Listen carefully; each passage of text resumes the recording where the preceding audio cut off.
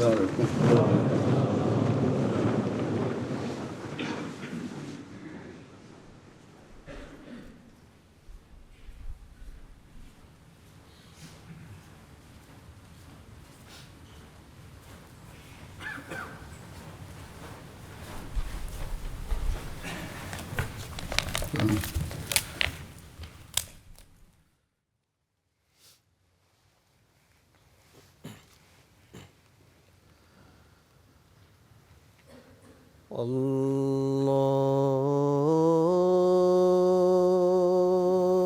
أكبر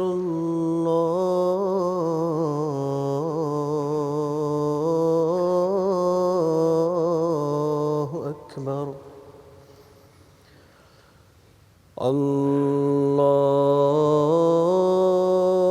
الله أكبر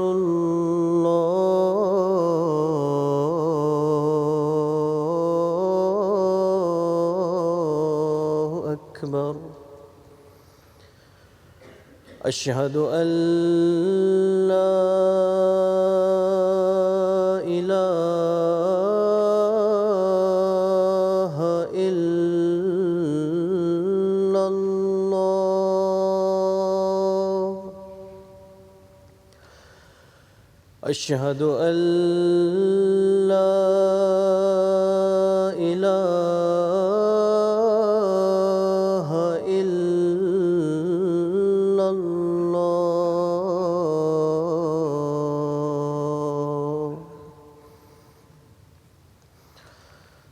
أشهد أن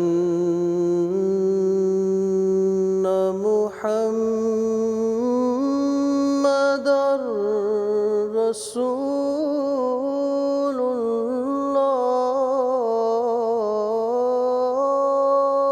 الله أشهد أن محمدًا رسول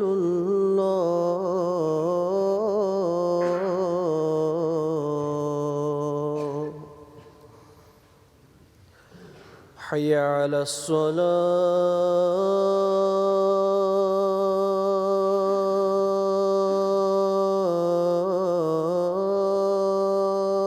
الصلاة حي على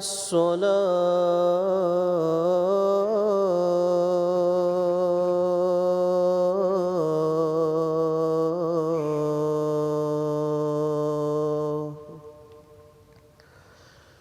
حي على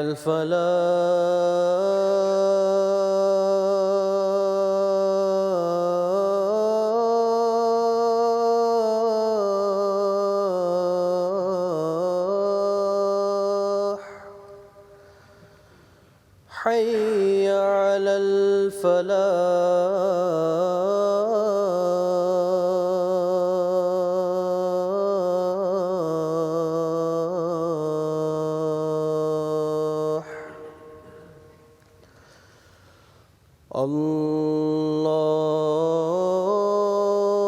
الله أكبر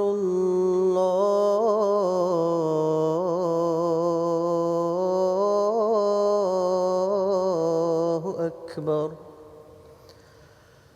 لا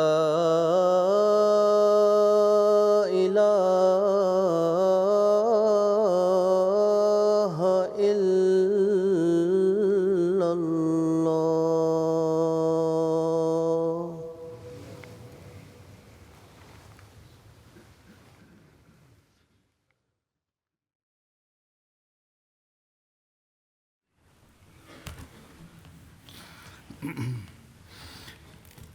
السلام علیکم ورحمۃ اللہ.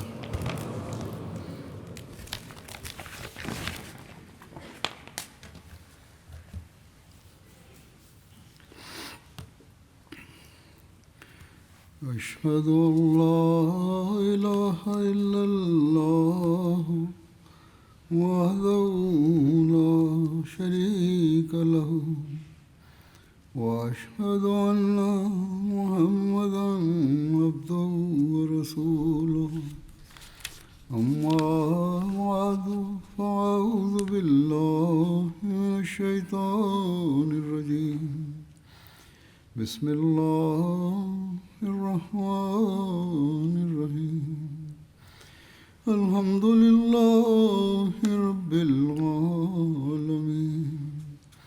الرحمن الرحيم مالك يوم الدين إياك نعبد وإياك نستعين اهدنا الصراط المستقيم صراط الذين أنعمت عليهم غير المغضوب عليهم ولا الضالين.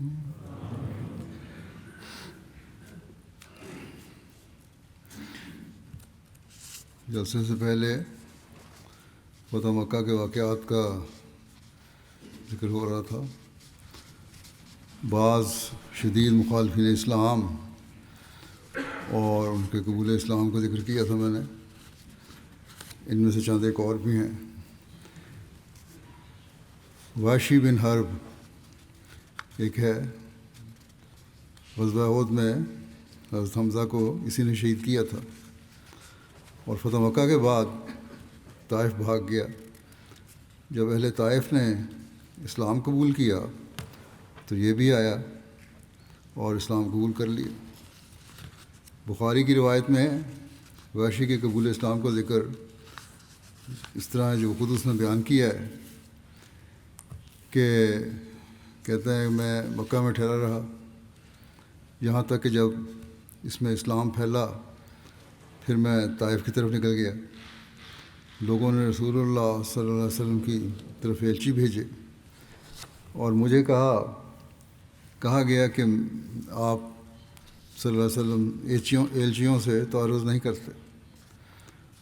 انہوں نے کہا میں ان کے ساتھ نکلا یہاں تک کہ میں رسول اللہ صلی اللہ علیہ وسلم کے پاس پہنچا. تو آپ نے جب مجھے دیکھا فرمایا کیا تم وحشی ہو؟ میں نے کہا جی ہاں. آپ صلی اللہ علیہ وسلم نے فرمایا تم نے حمزہ کو قتل کیا تھا؟ میں نے کہا بات یہی ہے جو آپ کو پہنچی. آپ صلی اللہ علیہ وسلم نے فرمایا کیا تمہارے لیے ممکن ہے کہ تم اپنا چہرہ مجھ سے چھپا لو؟ کہتے ہیں اس کے بعد میں یہ کہا تو میں نکل گیا وہاں سے چلا گیا. یعنی آپ کا مطلب یہ تھا علیہ وسلم کا کہ مجھے اپنا چہرہ نہ دکھاؤ تاکہ مجھے دوبارہ خیال نہ آ جائے. پھر جب رسول اللہ صلی اللہ علیہ وسلم فوت ہوئے اور مسلمہ کذاب نے بغاوت کی تو کہتے ہیں کہ میں نے کہا کہ میں مسلمہ کی طرف ضرور نکلوں گا تاکہ میں اسے قتل کروں تاکہ اس کے ذریعے حضرت حمزہ کا بدلہ ادا کر سکوں. انہوں نے کہا میں بھی لوگوں کے ساتھ نکلا. پھر اس کا حال ہوا جو ہوا یعنی اس کو قتل کیا گیا. کہتے ہیں کہ میں نے دیکھا کہ ایک شخص دیوار کے ایک شگاف میں کھڑا ہے. ایسا معلوم ہوتا تھا کہ جیسے گندمی رنگ کا اونٹ ہے. سر کے بال پراگندہ ہیں. یہ مسلمہ کذاب تھا وہاں کھڑا جس کو دیکھا انہوں نے. انہوں نے کہا کہ میں نے اس کو اپنی برچھی ماری اور اسے اس کی چھاتیوں کے درمیان مارا یہاں تک کہ وہ اس کے دونوں کندھوں کے درمیان سے نکل گئی. انہوں نے کہا کہ انصار میں سے ایک شخص ان کی طرف لپکا اور اس کی کھوپڑی پر تلوار کی طرف لگائی. اس طرح وہ قتل کیا گیا. اسی طرح ایک عمر بن ہاشم کی لونڈی سارہ تھی. یہ مغنیہ تھی. فتح مکہ سے قبل آپ کی خدمت میں حاضر ہوئی اور آپ سے کچھ مانگا اور محتاجی کا شکوہ کیا. آپ صلی اللہ علیہ وسلم نے فرمایا تمہاری نغمہ سرائی کو کیا ہوا؟ تم تو بڑی گانا گایا کرتی تھی پیسے کماتی تھی. اس نے کہا جب سے مشرکین کے سردار غزوہ بدر میں مارے گئے ہیں انہوں نے گانے سننے بند کر دیے. آپ صلی اللہ علیہ وسلم نے اسے ایک اونٹ غلہ عطا فرمایا. پھر وہ قریش کے پاس آ گئی. ابن خطل اسے رسول اللہ صلی اللہ علیہ وسلم کے بارے میں حجویہ شعر بتاتا تھا. یہ نام لینے کے باوجود بھی اپنی حرکتوں سے باز نہیں آئی. اور یہ انہیں گاتی تھی حجویہ شعروں کو، اور یہ وہی تھی جس کے پاس حضرت حاتب کا خط ملا تھا۔ اس نے اسلام قبول کیا اور حضرت عمر کی خلافت تک زندہ رہی۔ اسی طرح ایک ابن قتل کی لونڈی فرتنا تھے، یہ بھی آپ کے بارے میں حجویہ اشعار گاتی تھی، اس نے اسلام قبول کر لیا تھا۔ پھر حارث بن ہشام کے اسلام قبول کرنے کے بارے میں لکھا ہے، یہ مکے کا ایک عزیز رئیس تھا اور ابو جہل کا باپ کی طرف سے بھائی تھا۔ حضرت خالد بن ولید کی بہن اس کی بیوی تھی۔ فتح مکہ کے موقع پر یہ اور عبداللہ بن ابی ربیعہ حضرت ام ہانی کے گھر داخل ہو گئے، کیونکہ حضرت علی ان کے پیچھے ان کو قتل کرنے کے لیے آ رہے تھے۔ حضرت ام ہانی نے ان دونوں کو اپنے گھر میں چھپا کر حضرت صلی اللہ علیہ وسلم کی خدمت میں حاضر ہو کر عرض کیا کہ میں نے ان کو پناہ دی ہے، جس پر آپ صلی اللہ علیہ وسلم نے حضرت ام ہانی سے فرمایا، جسے تم نے پناہ دی اسے ہم نے پناہ دی۔ حارث بن ہشام بیان کرتے ہیں کہ ہم 2 دن اس گھر میں ٹھہرے رہے، پھر ہم اپنے گھروں کی طرف چلے گئے۔ ہم صحن میں بیٹھے ہوئے تھے، کوئی ہم سے تعارض نہیں کرتا تھا، ہمیں حضرت عمر سے ڈر لگتا تھا۔ کہتے ہیں کہ بخدا میں چادر اوڑھے اپنے دروازے پر بیٹھا ہوا تھا تو اچانک حضرت عمر آ گئے، ان کے ساتھ کچھ مسلمان تھے، انہوں نے سلام کیا اور گزر گئے۔ بیان کرتے ہیں کہ مجھے شرم آتی تھی کہ رسول اللہ صلی اللہ علیہ وسلم مجھے دیکھیں، کیونکہ آپ صلی اللہ علیہ وسلم نے مجھے ہر جگہ مشرکین کے ہمراہ دیکھا تھا۔ پھر مجھے آپ صلی اللہ علیہ وسلم کی نیکی، رحمت اور صلہ رحمی یاد آ گئی۔ میں نے آپ سے ملاقات کی، اس وقت آپ مسجد حرام میں داخل ہو رہے تھے۔ آپ نے میرے ساتھ خندہ پیشانی سے ملاقات کی، میں نے آپ صلی اللہ علیہ وسلم کو سلام کیا اور کلمہ شہادت پڑھا۔ آپ نے فرمایا، ساری تعریفیں اللہ تعالیٰ کی ہیں جس نے تمہیں ہدایت دی ہے، تم جیسا انسان اسلام سے کیسے دور رہ سکتا تھا؟ حارث نے کہا، بخدا میں نے دیکھ لیا ہے کہ اسلام سے دور نہیں رہا جا سکتا۔ اسی طرح سہیل بن عمر کا قبول اسلام ہے، یہ بھی مکے کا رئیس تھا، اور یہ وہی تھا جو معاہدہ حدیبیہ کرنے کے لیے قریش کی طرف سے بطور نمائندہ آیا تھا۔ سہیل بن عمر بیان کرتے ہیں کہ جب آپ صلی اللہ علیہ وسلم مکے میں داخل ہوئے اور غلبہ پا لیا تو میں اپنے گھر میں داخل ہو گیا، میں نے دروازہ بند کر لیا۔ میں نے اپنے بیٹے حضرت عبداللہ کو آپ صلی اللہ علیہ وسلم کی خدمت میں بھیجا تاکہ وہ محمد صلی اللہ علیہ وسلم سے میرے لیے پناہ طلب کرے۔ مجھے ڈر تھا کہ کہیں مجھے قتل نہ کر دیا جائے۔ حضرت عبداللہ آپ کی خدمت میں حاضر ہوئے اور کہا، یا رسول اللہ صلی اللہ علیہ وسلم، میرے والد آپ سے امان طلب کر رہے ہیں۔ اہلیان مکہ کو تو عام معافی اور امان دی جا چکی تھی، دراصل یہ وہ ائمۃ الکفر تھے اور اتنے شدید مخالف رہ چکے تھے کہ انہیں تسلی نہیں ہوتی تھی اور سوچ ہی نہیں سکتے تھے کہ وہ امان میں رہیں گے، اور اپنی جاہلانہ سوچ کے مطابق ان کو ایک دھڑکا لگا رہتا تھا کہ ان سے انتقام لیا جائے گا، جس کی وجہ سے انہوں نے اپنے بیٹے کو پھر دوبارہ آپ صلی اللہ علیہ وسلم کی خدمت میں بھیجا۔ آپ صلی اللہ علیہ وسلم نے فرمایا، ٹھیک ہے، وہ اللہ تعالیٰ کی امان کے ساتھ امن میں ہے، وہ سامنے آئے، یعنی آزادانہ باہر گھوما پھرا کرے۔ رسول اللہ صلی اللہ علیہ وسلم نے اپنے گرد بیٹھے ہوئے صحابہ سے فرمایا، تم میں سے جو سہیل سے ملے تو اسے تیز نظروں سے نہ دیکھے۔ سہیل جیسا صاحب عقل و شرف زیادہ دیر اسلام سے دور نہیں رہ سکتا۔ اس نے دیکھ لیا ہے کہ جس امر میں وہ تھا وہ اس کے لیے نفع بخش نہیں ہے، یعنی کفر کی حالت جو ہے. حضرت عبداللہ اپنے باپ کے پاس گئے اور اسے رسول اللہ صلی اللہ علیہ وسلم کے فرمان کے بارے میں بتایا. تو سہیل نے کہا بخدا آپ بچپن میں بھی احسان کرنے والے تھے اور اس عمر میں بھی احسان کرنے والے ہیں. حضرت سہیل امن سے آتے جاتے رہے. غزوہ حنین میں آپ کے ساتھ مشرک ہونے کی حالت میں شامل ہوئے تھے. غزوہ حنین میں شامل ہوئے لیکن اسلام نہیں لائے تھے اس وقت. غزوہ حنین سے واپسی پر جعرانہ کے مقام پر اسلام قبول کر لیا، جو مکے سے 27 کلومیٹر کے فاصلے پر بتایا جاتا ہے. طائف کے راستے میں ایک کنواں ہے. اسلام قبول کرنے کے بعد ان میں حیرت انگیز روحانی انقلاب پیدا ہوا.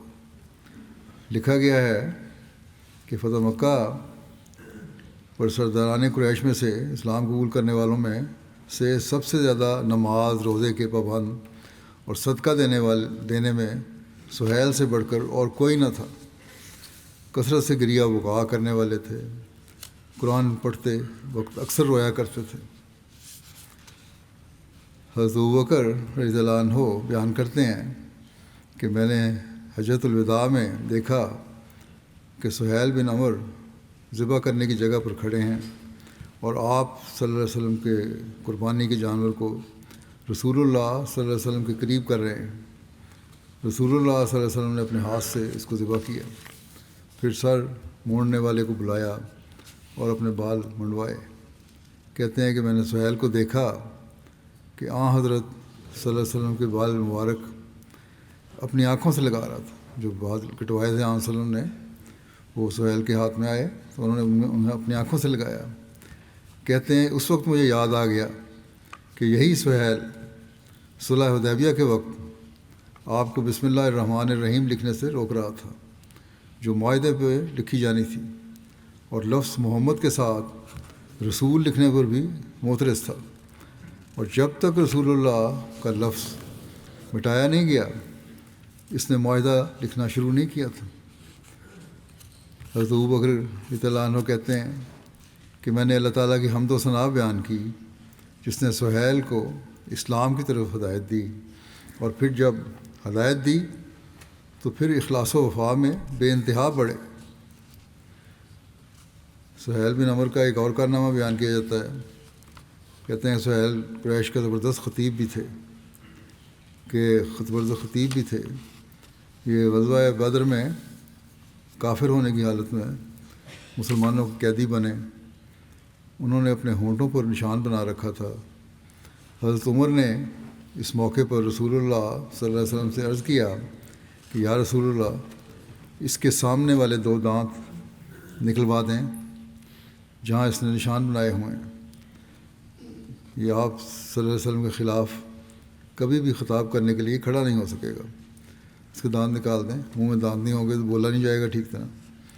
آپ صلی اللہ علیہ وسلم نے فرمایا اے عمر اسے چھوڑ دو، قریب ہے کہ یہ ایسے مقام پر کھڑا ہو کہ تم اس کی تعریف کرو. حضرت عمر رضی اللہ عنہ تو اس کو سزا دلوانا چاہتے تھے. حضرت صلی اللہ علیہ وسلم نے کہا نہیں، کچھ نہیں کہنا. ایک موقع آئے گا جب یہ اس مقام پر کھڑا ہوگا اور ایسی باتیں کرے گا کہ تم اس کی تعریف کرو گے.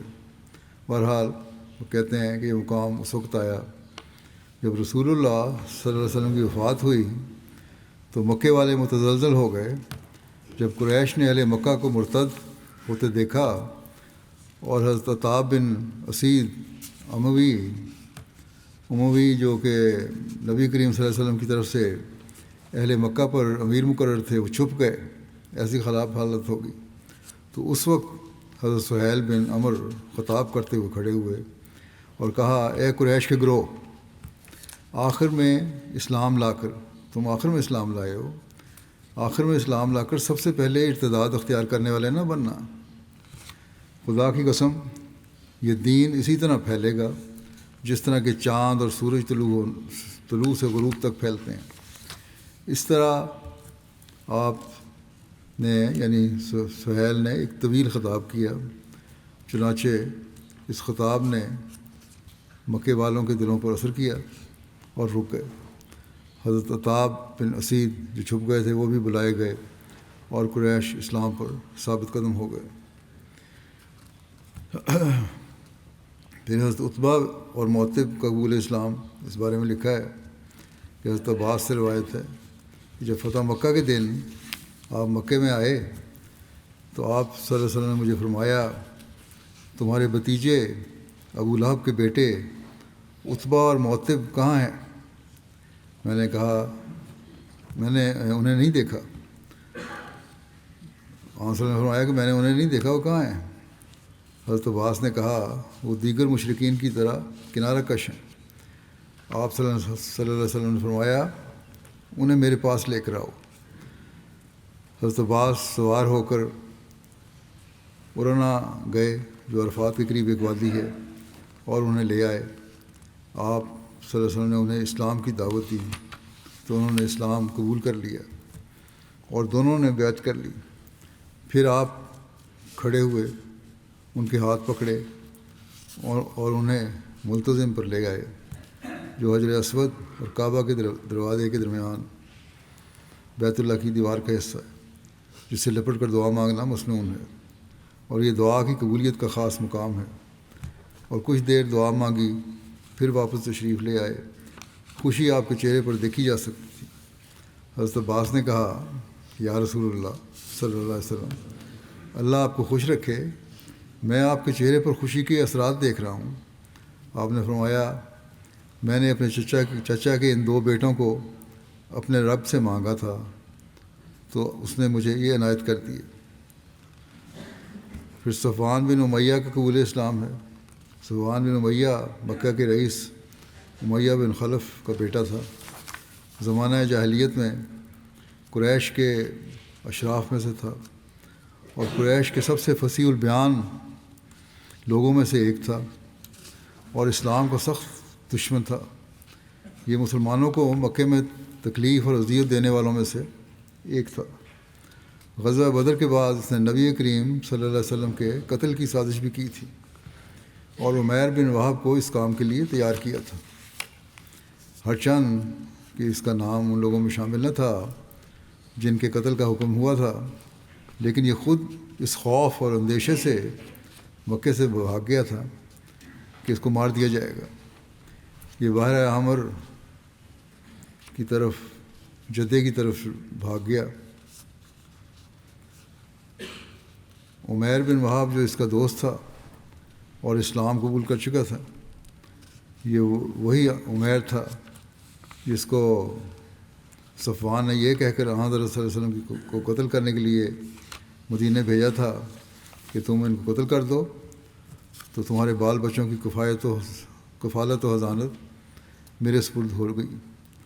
لیکن عمیر جب مدینہ پہنچے تو نبی اکرم صلی اللہ علیہ وسلم کو ان کے سارے منصوبے کا علم ہو گیا اور یہ معجزہ دیکھ کر عمیر اسی وقت اسلام لے آئے۔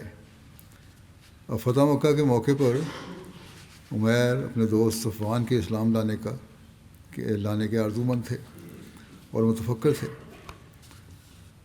حضرت عمیر بن وہب حضرت صلی اللہ علیہ وسلم کی خدمت میں حاضر ہوئے اور عرض کیا یا رسول اللہ صلی اللہ علیہ وسلم، صفوان میری قوم کا سردار ہے، وہ آپ کے خوف سے بھاگ گیا ہے، آپ اسے امان عطا فرمائیں۔ آپ صلی اللہ علیہ وسلم نے فرمایا اسے امان ہے۔ انہوں نے درخواست کی کہ مجھے اپنی کوئی نشانی عطا فرمائیں جو میں اسے آپ کی طرف امان کے طور پر دکھا سکوں۔ آپ صلی اللہ علیہ وسلم نے اپنا عمامہ جو پہنا ہوا تھا اتارا اور اس کو دے دیا۔ حضرت عمیر عازم سفر ہوئے حتیٰ کہ صفوان کو جا لیا جب کہ کشتی میں سوار ہونے والا تھا۔ حضرت عمیر نے اسے کہا میں اس ذات کی قسم اس ذات کے پاس سے آیا ہوں جو سارے لوگوں سے زیادہ پاک باز ہے، سارے لوگوں سے زیادہ صلہ رحمی کرنے والا ہے۔ خود کو ہلاکت میں نہ ڈالو، میں تمہارے لیے رسول اللہ صلی اللہ علیہ وسلم کی امان لے کر آیا ہوں۔ صفوان نے کہا میں تمہارے ساتھ واپس نہیں جاؤں گا حتیٰ کہ تم مجھے ان کی کوئی نشانی دکھاؤ جسے میں جانتا ہوں۔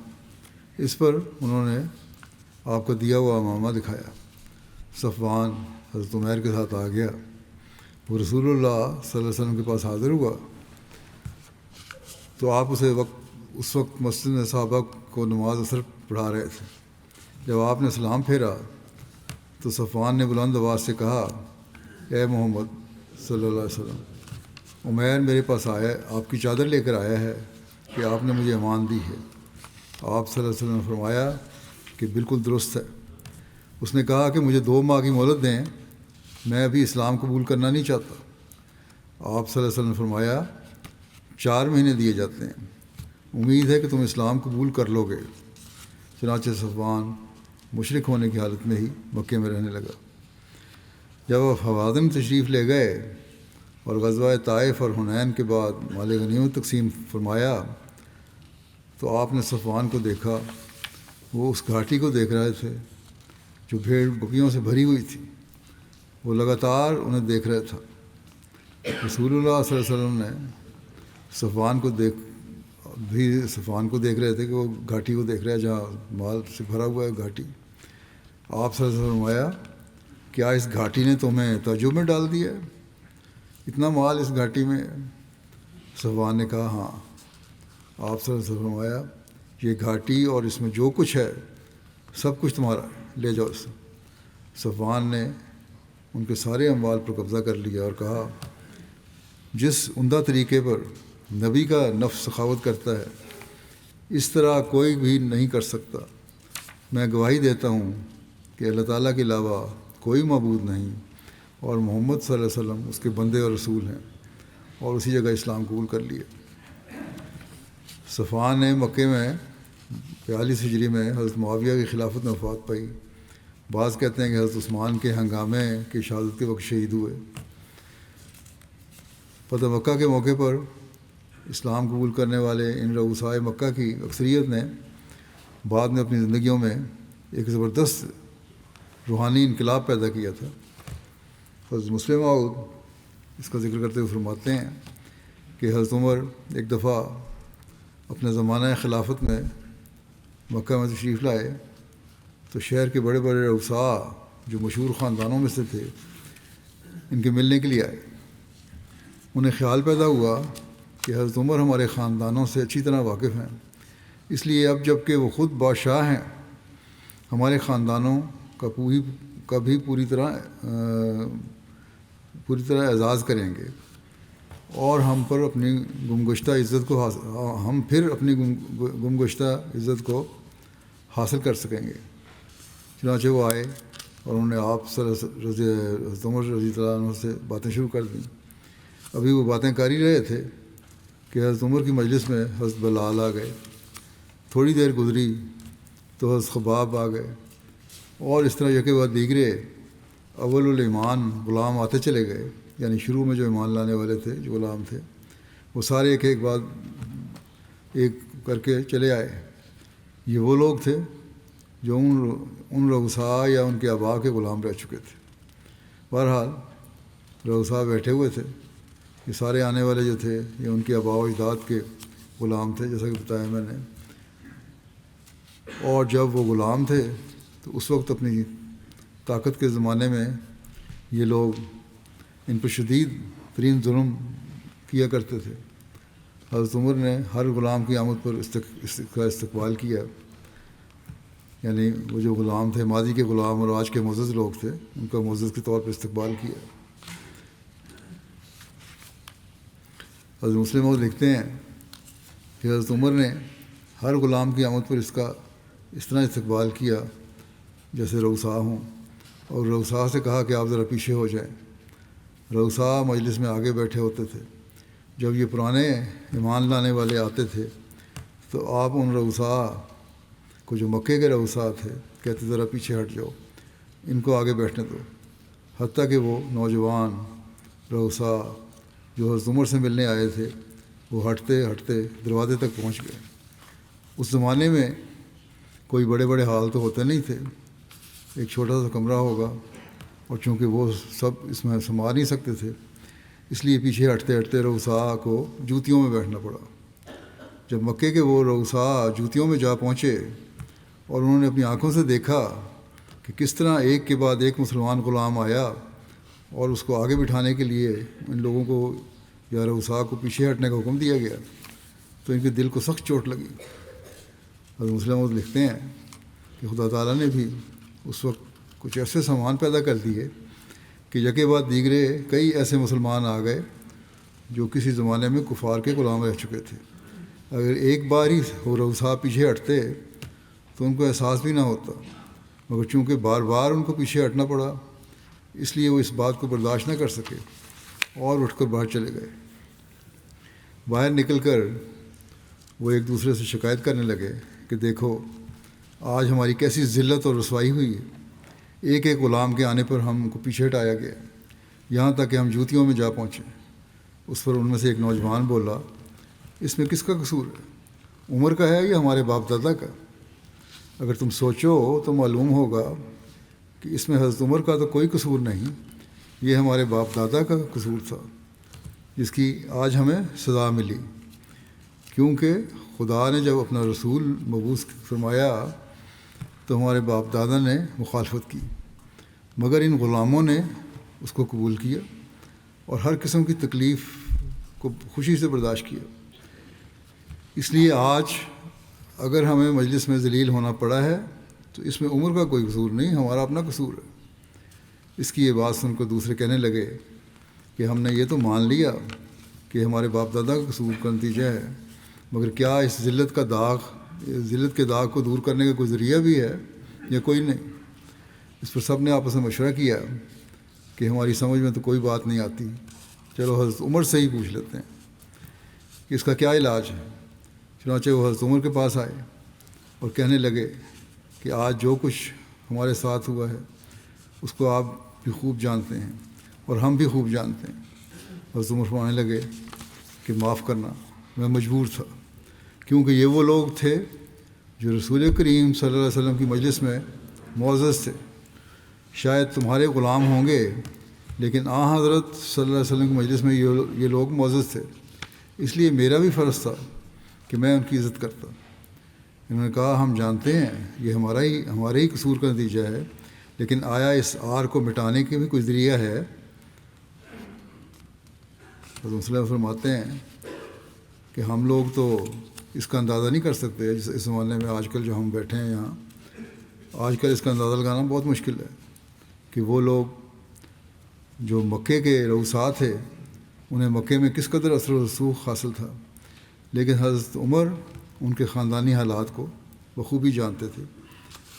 آپ مکے میں پیدا ہوئے تھے اور مکے میں بڑے ہوئے تھے، اس لیے حضرت عمر جانتے تھے کہ ان نوجوانوں کے باپ دادا کس قدر عزت رکھتے تھے۔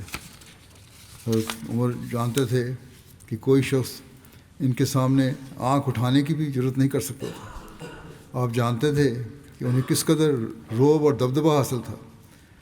جب انہوں نے یہ بات کہی تو حضرت عمر کے سامنے ایک ایک کر کے یہ تمام واقعات آ گئے اور آپ پر رکت طاری ہو گئی۔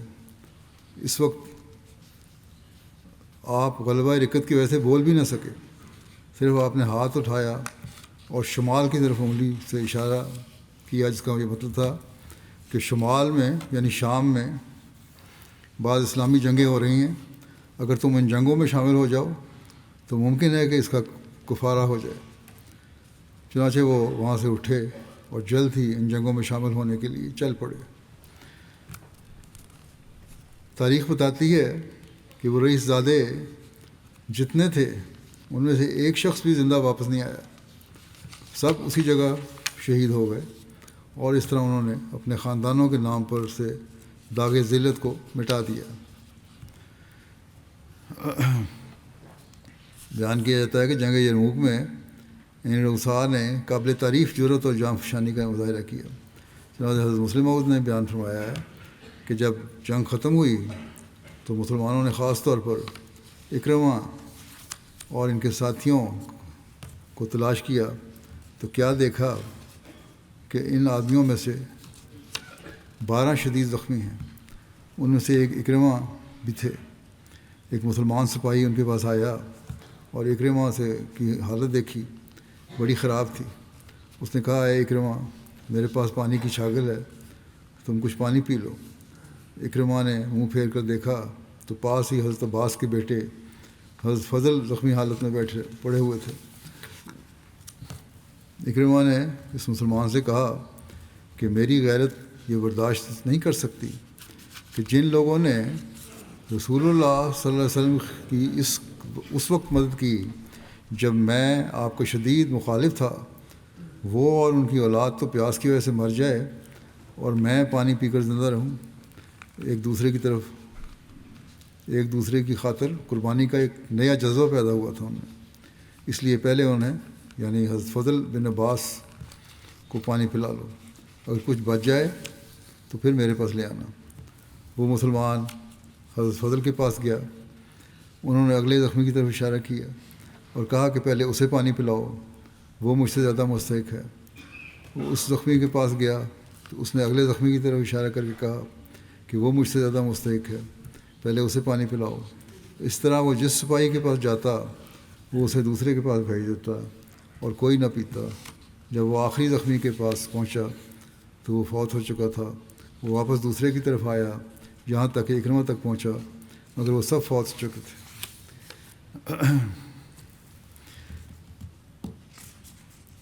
دعوت اللہ کے لیے اور بعض بڑے بتوں کے انہدام کے لیے حضرت صلی اللہ علیہ وسلم نے دستے مقرر فرمائے تھے، ان کو روانہ فرمایا، جس کا ذکر یوں ملتا ہے کہ فتح مکہ کے بعد نبی اکرم صلی اللہ علیہ وسلم نے مختلف مقامات کی طرف دستے بھیجے۔ بنیادی طور پر یہ جنگ و قتال کے لیے نہیں تھے، ان کا مقصد دعوت اللہ کا پیغام پہنچانا تھا اور بعض جگہوں پر نصب کیے ہوئے بتوں کو گرانا تھا جو توحید پر ایمان لانے میں ایک روک تھی، جس کا فرضی اور مصنوعی خوف لوگوں کے دلوں میں سمایا ہوا تھا، اور ان کا یہ تصور خدائے واحد و یگانہ پر ایمان لانے میں روک بنا ہوا تھا۔ اہل عرب کی اکثریت کے دلوں میں 3 بتوں یا دیویوں کی بہت عظمت تھی۔ ان کے نام یہ ہیں لات، منات اور عزا۔ لات یہ دیوی طائف میں تھی، تمام عرب میں اس کی عظمت اور توقیر تھی، لوگ اس کا نام لے کر قسم کھایا کرتے تھے اور اس پر چڑھایا کرتے تھے۔ عمر بن لوہی جو عربوں میں بت پرستی کا بانی سمجھا جاتا ہے، اس نے لوگوں کے دلوں میں یہ خیال پیدا کر دیا کہ اللہ تعالیٰ نعوذ باللہ موسم سرما میں طائف میں لات کے پاس اور گرمیوں کا موسم عزا کے پاس گزارتا ہے۔ منات یہ عربوں کا قدیم ترین بت تھا، یہ سمندر کے کنارے قدید میں مکہ اور مدینہ کے درمیان تھا۔ اہل عرب اس کی تعظیم کرتے اور اس پر قربانیاں کرتے تھے۔ اوس اور خزرج کے خاص طور پر اس کی اس قدر تعظیم کرتے تھے کہ وہ منات کے نام پر آرام باندھتے تھے۔ اس کی عظمت و تعظیم کے پیش نظر صفا اور مروہ کے درمیان صحیح بھی نہیں کرتے تھے۔ جب حج کرتے تو اپنے سروں کو نہ منڈواتے بلکہ واپسی پر منات کے پاس آتے اور یہاں سر منڈواتے، قیام کرتے اور اس کے بغیر اپنا حج مکمل نہ سمجھتے تھے۔ عزا یہ قریش کا سب سے بڑا بت تھا جو نخلا کے قریب نصب تھا۔ انہوں نے اس کے لیے ایک قربان گاہ بھی بنائی ہوئی تھی جس میں وہ اپنی قربانیاں کرتے تھے۔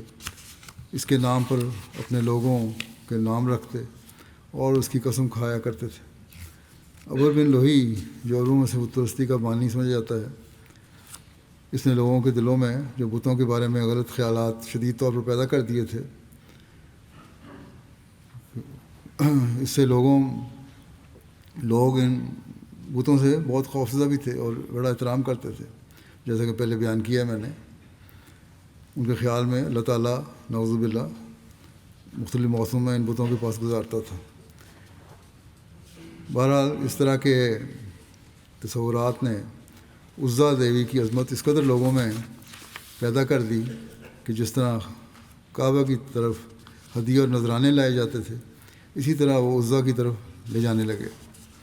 یہ وہی بت ہے کہ جنگ احد کے موقع پر ابو سفیان نے فتح کی خوشی میں اس کا نام لیتے ہوئے کہا تھا، انا لنا العزا ولا عزا لکم، کہ ہمارے لیے عزا ہے اور تمہارا کوئی عزا نہیں۔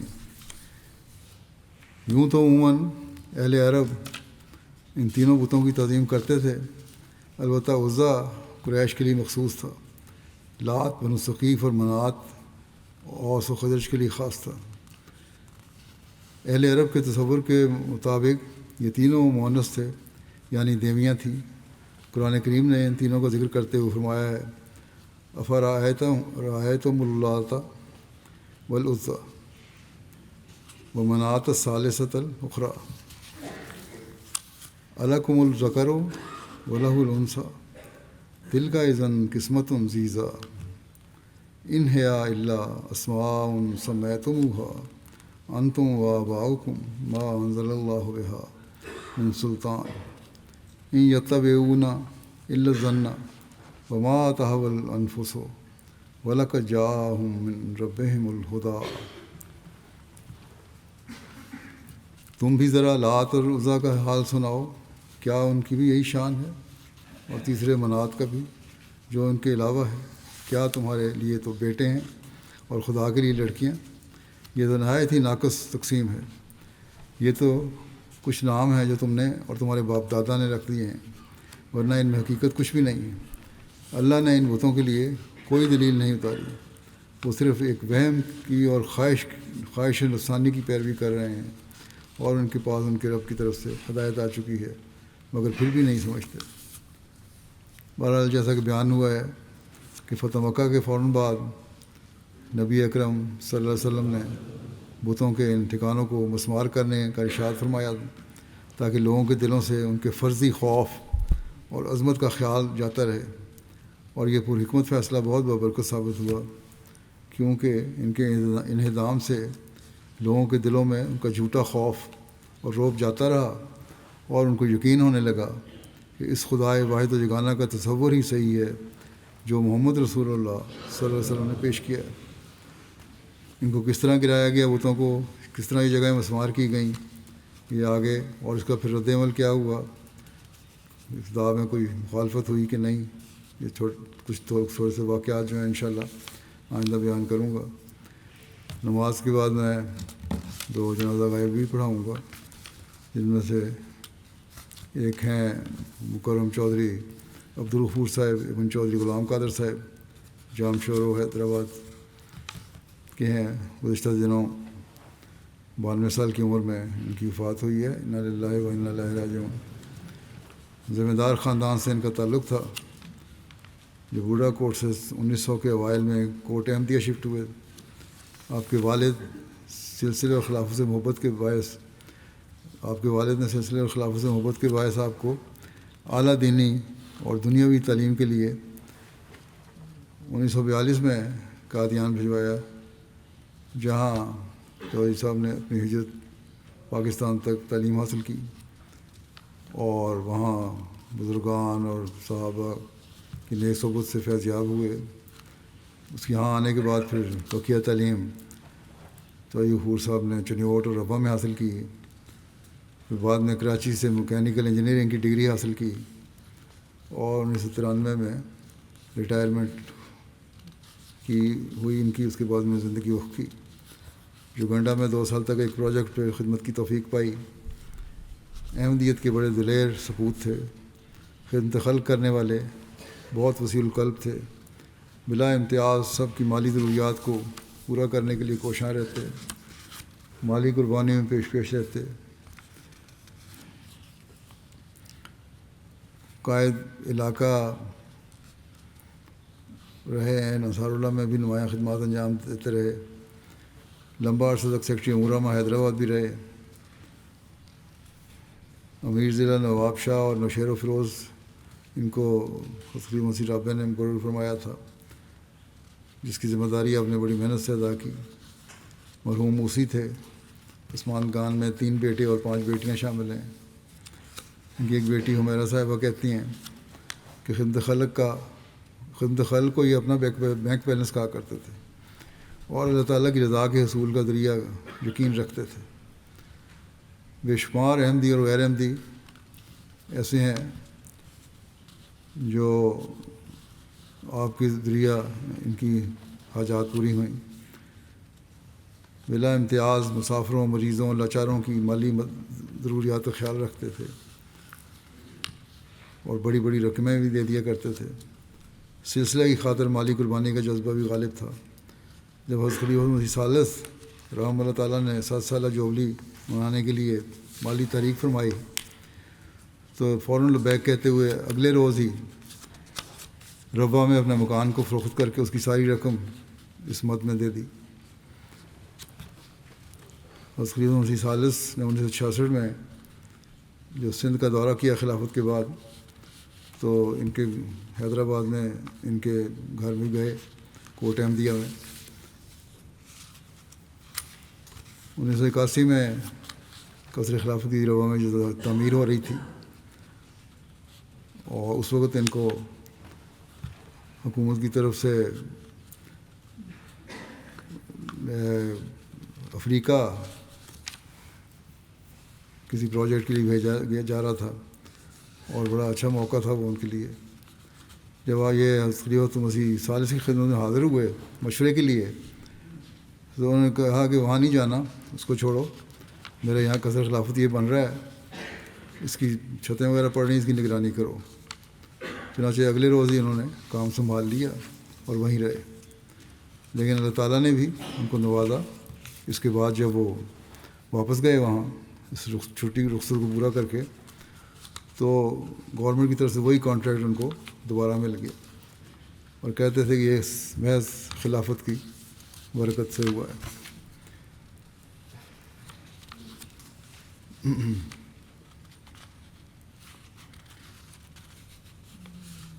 خلیفۃ مسیح ثالث رابعہ سے ہی بڑا تعلق تھا, وہ بھی ان کے یہاں آتے تھے,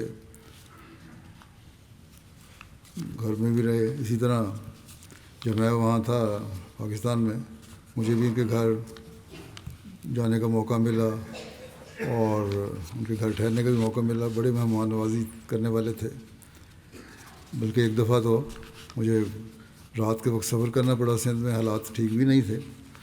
پھر انہوں نے کہا تمہیں میں لے کے جاؤں گا. رات کو بارش بھی ہو رہی تھی, طوفانی بارش تھی, سڑکیں پانی میں ڈوبی ہوئی تھیں, لیکن بہرحال یہ لے گئے. ہم رات کو پہنچے جہاں میں نے پہنچنا تھا منزل پہ. اس کے بعد میں نے ان سے کہا آپ رات یہیں گزاریں, صبح چلے جائیں, اکیلے نہ جائیں. تو کہتے نہیں. اسی وقت اپنی گاڑی میں بیٹھے اور رات کو ہی روانہ ہو گئے. بڑے دلیر اور بہادر انسان تھے.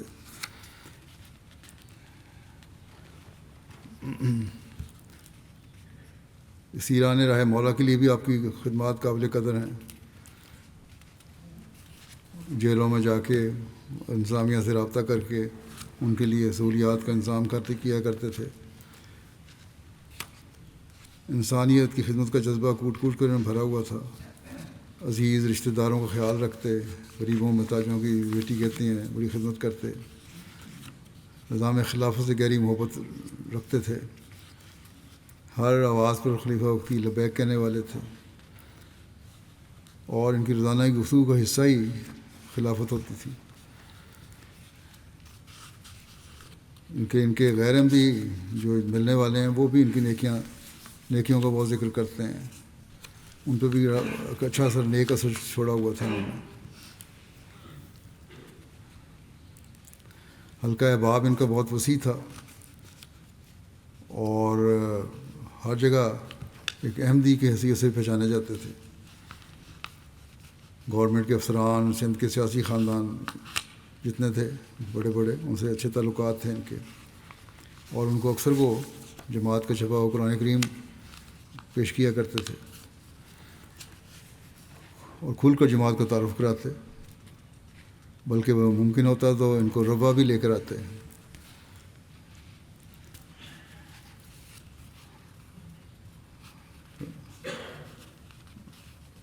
اللہ تعالیٰ ان سے مغفرت اور رحم کا سلوک فرمائے. ان کے بچوں کو بھی ان کی نیکیاں جاری رکھنے کی توفیق عطا فرمائے. دوسرا ذکر ہے مکرم محمد علی صاحب, چک 275 کرتارپور فیصل آباد کا. یہ بھی گزشتہ دنوں 70 سال کی عمر میں وفات پا گئے.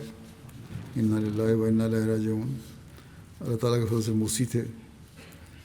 ان کے بھی 3 بیٹے اور 5 بیٹیاں ہیں. ایک بیٹے ان کے غلہ کا سلسلہ ہے لساکا زامبیا میں, جو آج کل یہاں جلسہ سالانہ UK میں شمولیت کے لیے آئے ہوئے ہیں، اس وجہ سے والد کے جنازے میں بھی شامل نہیں ہو سکے۔ یہی طاہر احمد سیفی صاحب مبلغ کہتے ہیں کہ والد صاحب کے خاندان میں احمد کا آغاز خلافت ثانیہ کے ابتدائی ایام میں ہوا، جب آپ کے دادا موسیٰ صاحب نے احمد قبول کر کے جماعت میں شمولیت اختیار کی۔ مرحوم صوم و صلات کے پابند، تہجد گزار، خوش مزاج، خاموش طبع، مل نثار، خدمت خلق کے جذبہ سے سرشار، خندہ پیشانی سے پیش آنے والے نیک اور مخلص انسان تھے۔ خلافت سے بے انتہا عشق تھا۔ ہر کام کے لیے پہلے خلیفہ وقت کو خط لکھ کر دعا کے لیے کہتے، جماعتی اور دینی امور میں خاموشی سے حصہ لیتے، اور جہاں تک ممکن ہوتا حت الوسع اپنی حیثیت کے مطابق مالی قربانی میں بھی حصہ لیتے۔ جب MTA کا آغاز ہوا ہے اس وقت ان کے گھر TV نہیں تھا، تو MTA کا آغاز ہوتے ہی فوری طور پر TV گھر میں لے آئے کہ خلیفہ وقت کی آواز کو براہ راست سننا ہے۔ کہتے ہیں مجھے نہیں یاد پڑتا ہے خلیفہ وقت کی طرف سے کوئی ایسی تحریک ہو جس میں والد صاحب نے بڑھ چڑھ کر حصہ نہ لیا ہو۔ غیروں سے بھی ان کا بڑا شفقت کا سلوک تھا۔ جہاں یہ ملازمت کرتے تھے فیکٹری میں، وہاں بہت سارے غیر احمدیوں کو انہوں نے فیکٹری میں ملازمت دلوائی، لیکن جیسا کہ عادت ہے غیر احمدیوں کے بعض وہ اتنا ظرف نہیں ہوتا بعضوں کا، تو اس کے باوجود کہ نیکی کی انہوں نے لوگوں کی باتوں میں آ کر مالکان سے شکایت کی اور زور دیا کہ ان کو نوکری سے نکالا جائے۔ بہرحال ان کو نوکری سے نکال دیا گیا، لیکن انہوں نے کوئی شور شرابہ نہیں کیا، اللہ تعالیٰ کے حضور اپنی فریاد کی، اور کچھ عرصے بعد فیکٹری کے مالک نے دوبارہ ان کو بلایا اور وہیں اسی پوزیشن پہ دوبارہ ان کو بحال کر دیا۔ لیکن جنہوں نے ایسا سلوک کیا تھا ان سے بدفطرتی کا، ان سے بھی نیک سلوک کیا اور ان کے پھر بھی کام کرتے رہے۔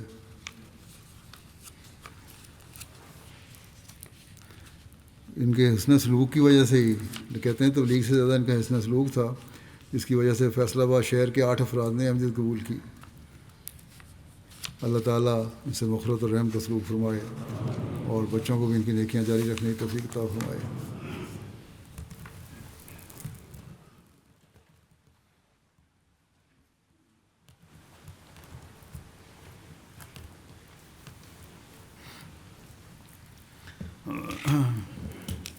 الحمد لله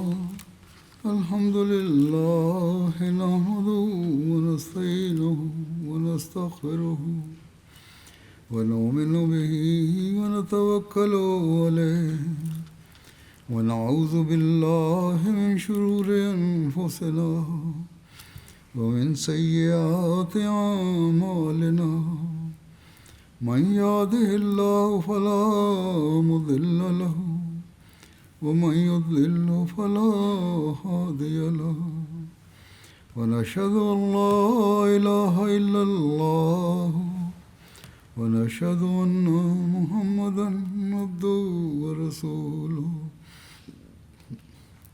عباد الله رحمكم الله، إن الله يأمر بالعدل والإحسان وإيتاء ذي القربى وينهى عن الفحشاء والمنكر والبغي، يعظكم لعلكم تذكرون۔ اذكروا الله يذكركم وادعوه يستجب لكم، ولذكر الله أكبر۔